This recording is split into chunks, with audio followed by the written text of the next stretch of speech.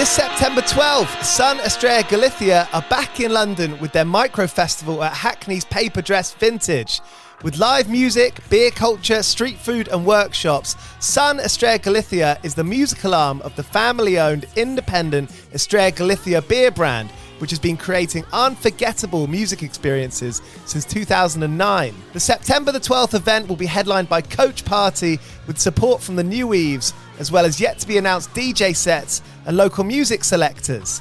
There'll be a clothing repair workshop to customise your repaired clothes, a local food vendor serving 0 kilometre food with veggie and vegan options, a Soundcrafters interactive workshop, and a beer pouring workshop. Alongside the London event, there'll be a series of new micro-festivals in Madrid, A Coruña, Barcelona later in 2024, and Berlin and Granada in 2025, reflecting a truly global approach from SON Estrella Galicia. So if you're in London, September the 12th, swing by Hackney's Paper Dress Vintage for SON Estrella Galicia. Tickets are available now via Dice.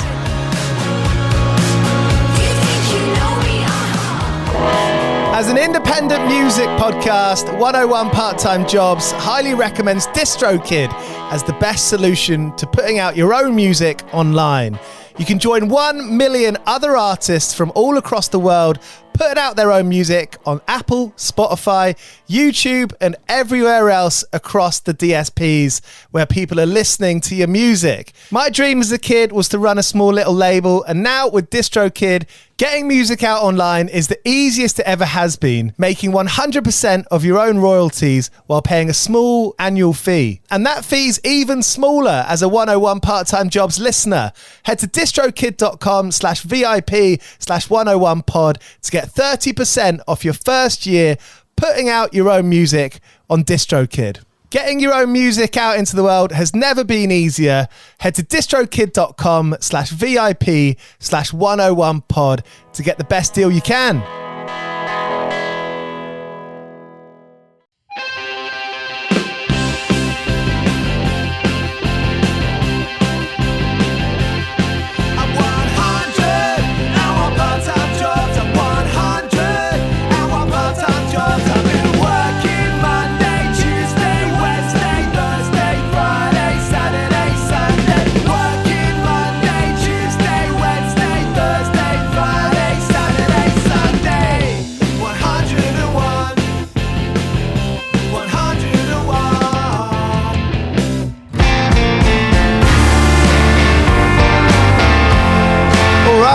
You're listening to 101 Part-Time Jobs with me, Giles Bidder.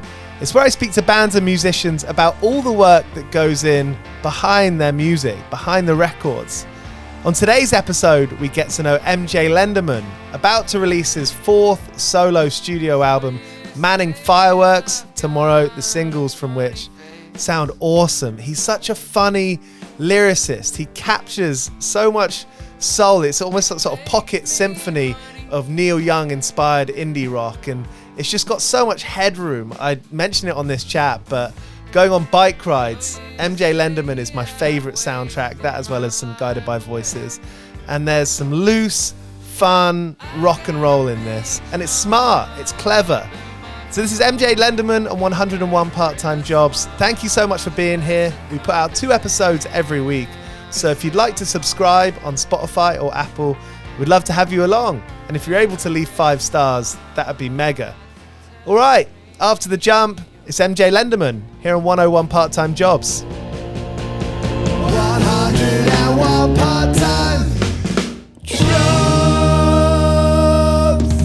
I guess when I first started playing, I was really young. I was kind of in like a after school, like School of Rock type thing. I'm still close with a few of those people, especially Ethan. He plays bass in my band and in Wednesday. So that was kind of the first experience I had playing music with people. But then at some point in high school, I saw college age people making really cool music, playing it in small clubs. That was really inspiring to me too. Just like seeing people make music with good taste. Yeah. You know, yeah. Not covers. I'm the kind of person who, if I'm alone, there's always music on, some sound of some sort, mostly music. And I don't know what that comes from, but yeah, music, it affects the overall mood of whatever space you're in so much. When you left high school, what were your options? What were people doing in Asheville, North Carolina? I guess for me and most people that I hung out with, it was pretty normal to want to go to college, and that's what I ended up doing. I stayed in Asheville. There was a college there. I stayed. Didn't necessarily want to go, but I didn't have any good reason to put the next step of my life on hold or whatever that meant at the time. But I lasted about a year in college. Mm-hmm. How come? Was it just you just couldn't be bothered? Yeah, pretty much. And then luckily by then I had started touring a little bit. Mm-hmm. That idea of playing music and making 50 or $100, you're like, okay, this is something. Yeah, I think just like even success on a really small scale, such as being able to go out on tour for 2 weeks, that's a huge step that a lot of people don't get to do. It's a lifestyle choice. I mean, that sounds like a kind of a narc way of saying it, but it is. It is for sure. There's a level of that, like a risk to doing it, but also it's there's a lot of luck and privilege in it too, like having just being around the right people, being around other talented people, and getting helped by a lot of people. There's something to say for the kind of background that you're from as well. I think at least here in the UK, is that if you're from a more working class background and your parents aren't able to, help you out when the van breaks down, like that there's like that plays a huge part in any musician's lives. For sure. Yeah. And I guess, yeah, I came from a more privileged life than that too. Just like setting out on like the road and having to deal with these things as like teenagers, van problems, shit like that. Do you feel like you grew up quite quickly? Do you feel like you've grown up quite quickly? How you're in your early 20s now? Yeah, 25. I think, yeah, being on the road so much forces you to do that. You have to grow a lot with the people you're around. And that's some like adult conversations. Those are some conversations that you could put off for a long time in kind of regular life. Yeah, there's a lot of communication and stuff that is unavoidable. Mm-hmm. Or I guess if you do avoid it, then your band's not going to work. 101 Part-Time Jobs is the name of this show. It is about everything that goes into it, all the work, because it's brain power. It's like energy. You don't just sit back and let it roll past you, do you? You've got to actively do the thing that you're trying to do. Yeah, I think the work, especially for my solo music career, like, and I think this is true for a lot of the bands I've played with and a lot of bands that succeed. It's like that work goes in on yes, touring takes a lot and it's really difficult in a lot of ways, but like the work that you put into, writing music or learning how to do that. And I think putting that in on the front end, hopefully the other stuff will come to you more easily. Were you writing your own stuff when you joined Wednesday? I mean, I know you go back a couple of records back. Yeah, I was already making solo music for a few years before I joined Wednesday. Yeah, and you were getting into that routine of like writing lyrics and being able to sit back, because I mean, I think one of the things that people are catching on to your records with, imagery is so strong, that you can do it as a listener. It's almost like that's how you wrote it, which is leant back on a chair, like with, it's a cliche, but with like a cold beer after work, feeling like, yeah, I can just let everything go a little bit. Is that where you're writing the songs from? Maybe for some of them, yeah. I think a good amount of them on like boat songs and stuff were kind of had that energy to them because it was like, nobody was working at the time. It was like peak COVID. I had been making the most money I'd ever made in my life off unemployment. And so just kind of every day, yeah, basically drinking beer with your friends and just trying to make music that would make us laugh, I guess. That's ace. Do you look back on that time fondly? For the most part, yeah. I think there was a sweet spot there that was fun, and then as time goes on, it maybe not so much. But yeah, there's definitely some really special moments there. And since then, you've reached so many people around the world. How do you think you've grown in the last couple of years? That's a good question. I think, for the amount of time I've been on the road, like I said, that forces you to grow at a rate that is way more, like a lot is jammed into a short amount of time. So you're forced to interact with your basic needs at all times pretty much. And so I think there's something there I've definitely grown with. And, I'm not the greatest communicator in the world, but I feel like I've gotten better with that too. That was like 4 years ago now, Yeah. Naturally people change. And like we're doing right now, I imagine there's a lot of reflection. Yeah, for sure. Maybe sometimes reflection is like, sometimes you don't need to reflect. Sometimes you don't need to reflect on everything. Yeah, for sure. And sometimes it's not totally possible. I've got a lot of change going on in my life right now, but also this is kind of non-stop. So there's no really time to look back. And that can be not great sometimes, but it's also helpful to stay busy too. Doing this show and interviewing people like yourself, there must be, I think, a lot about the sustainability and the maintaining of like not only sort of finance stuff and like perceived success, but also maybe more importantly, the creativity and like keeping yourself excited. What do you do to keep yourself excited about writing songs? That's a good question. I think that's kind of what the job becomes once it becomes your life. And it's really interesting to think about, like, now it is your source of income. How do you keep it afloat while still giving yourself the time to collect your thoughts and ideas and stuff? So I don't know if I have an answer to that yet. I think I would say that is my job now, is to figure that out.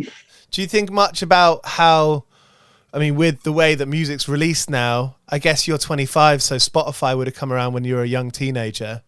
But the way that we listen to music is like, obviously you don't sell physical formats a half as much as you would do when bands before our age, that's how they would make a living. That's how they would survive. To me, that brings in like the question of like authenticity and like doing a lot of internet stuff and like even touring too much. Maybe you could lose some authenticity. Is that something you think about much, that you've thought about much? I don't really interact with social media at all. Like I don't run my Instagram page or Twitter or anything, and it's pretty bare bones. So that's been something that I've done I think that's a lot of, there's so much, it's a lot of information to take in, and I think it clouds up. Yes. Or I felt like maybe it clouded up my brain trying to write music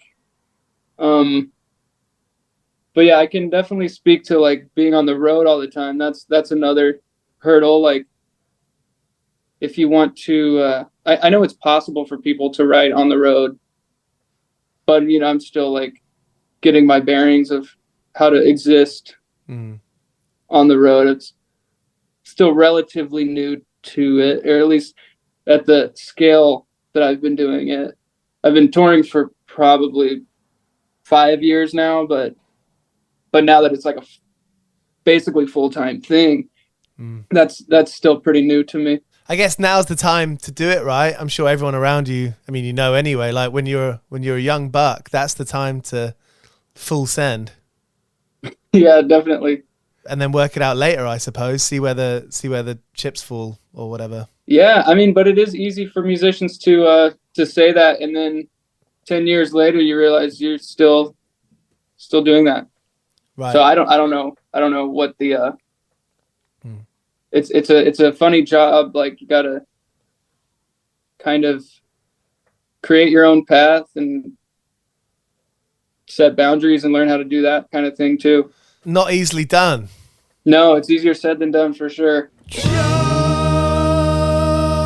What side jobs have you worked between tours? I was pretty lucky to start early, but I the longest job I ever had was working at an ice cream shop in between tours. They would let me take a lot of time off.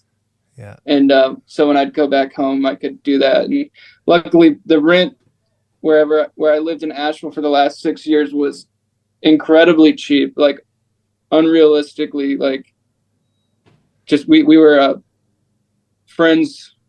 This landlord, he was kind of like he just liked us, I guess. He was kind of like a grandfather figure to me and all my friends who lived there. And so he never raised the rent, and we had a really nice setup. But yeah, so I was working an ice cream shop. It was pretty chill. Not a whole lot of responsibilities. I can see you doing it. You get pretty good at scooping? Oh yeah, I'm an expert scooper. Damn. No RSI? No, what's that? Elbow problems? Yeah, the wrist. No. I had some coworkers experience that. My elbow feels funny sometimes, but maybe that's from playing guitar too much. What were your favorite ice cream flavors? I like a mint chocolate chip. We had a good Oreo. We had a good spin on the Oreo flavor. Yeah. There's a banana pudding that was really good. Pretty good. With the vanilla wafers in it. Yeah. Yeah, there's a lot of good ones. Moving out of Asheville, is that like moving away from home a little bit? Moving away, you said you lived in that place for 6 years, having a change in your life. That's the only place I've ever lived my whole life, so just felt like time. Yeah, big time. And looking forward to living in a new space, getting some new experiences. Yeah, and it's still pretty close. Still have I already have a decent community of friends over in this part of the state. Yeah. It's a pretty soft landing. Yeah, nice. Well, yeah, Jake, good to chat. Lovely to meet you. You too. The songs are rad. Been really enjoying them. Thank you. And they're on my playlist when I ride my bicycle. Oh yeah? It's a good bike riding. You and Guided by Voices are my kind of go-to, when you're not sure like what to listen, you're like, what am I going to do to get me excited? Riding on a bicycle is MJ Lenderman and GBV. Amazing. Yeah, I got to get a bike. I think this part of the state's a little more bikeable than Asheville is. Okay, nice. Hey, just to end with, have you made any big work gaffes in the workplace? Have you ever made a big spill or a big fuck up at work? Oh yeah, I briefly in high school, my friend's uncle is a chef in Atlanta, and we went and just stayed there for the summer and worked at one of his restaurants. And I was a food runner, and and it was kind of a nice like cafe in the botanical gardens. And so when you ran food out, you had to memorize the table numbers down to the seats. You couldn't ask anybody who had this. But I was given a charcuterie plate to take out to a table, and I was going to the right table, and then somebody stopped me and said, "Hey, I think that's ours." And I was like, "Okay." And so I gave it to them, and then it caused a lot of problems in the kitchen, and they made me polish silverware for the rest of the night. Damn, that's not very nice. That's like the equivalent of being sent to the kids' table. Honestly, it was way less stressful than running the food, though. So always landing on your feet. Yeah. Nice. Hey, are you looking forward to coming to England? What are your experiences and memories of England so far?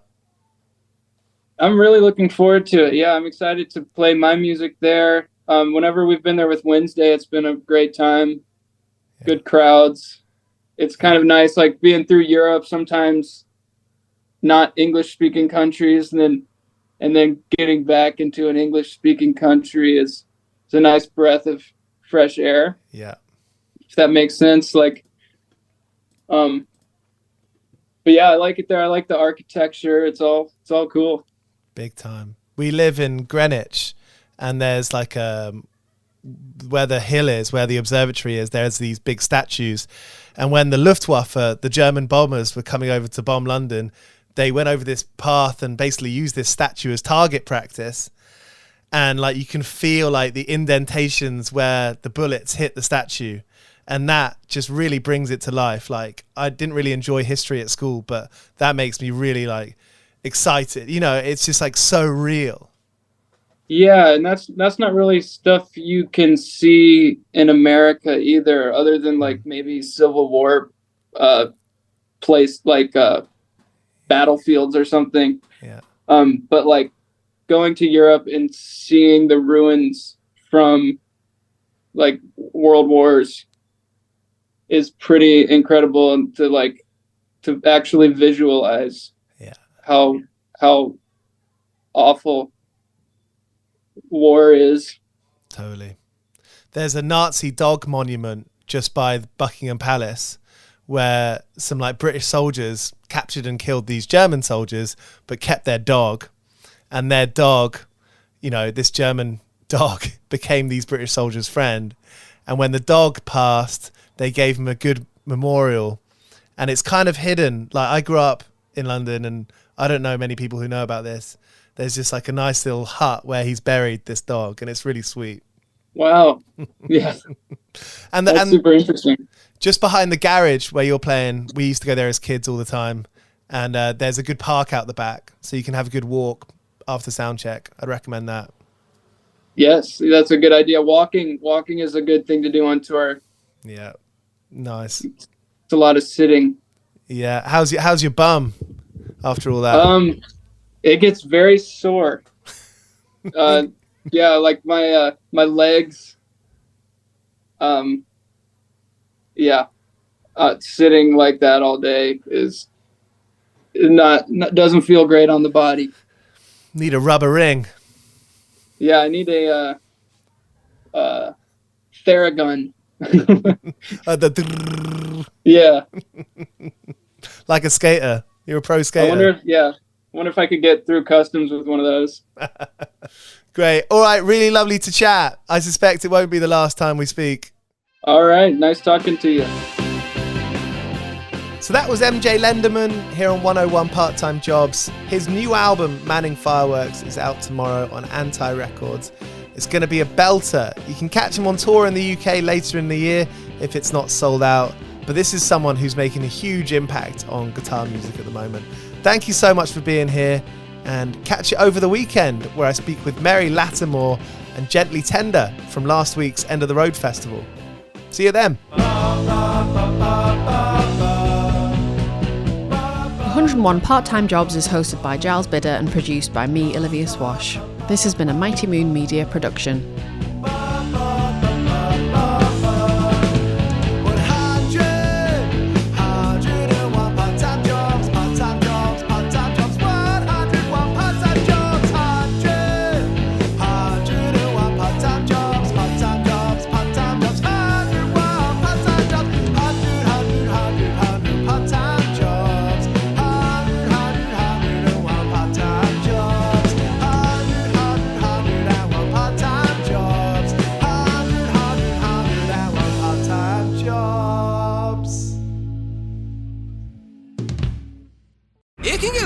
climbing Mount McKinley, so to entertain myself, I go to ChumbaCasino.com. At Chumba Casino, I can play hundreds of online casino-style games for free, like online slots, bingo, Slingo, and more. Plus, I get a daily login bonus. It's just too bad that up here, I don't have anyone to share my excitement with. Woohoo! Live the Chumba life. Anytime, anywhere. Play for free now at ChumbaCasino.com. VGW Group. No purchase necessary. Void where prohibited by law. See terms and conditions. 18+.